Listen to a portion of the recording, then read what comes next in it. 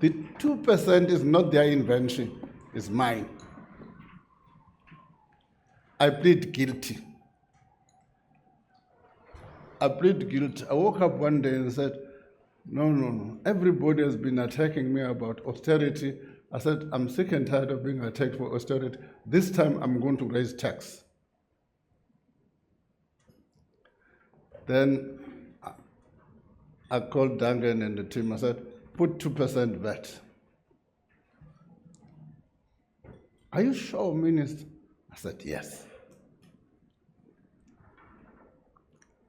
And then on the weekend, Duncan phoned me and said, Minister, are you sure? Are you not going to change? Because if you change, we'll have to change the budget date. I said, I'm not changing. I'm forging ahead.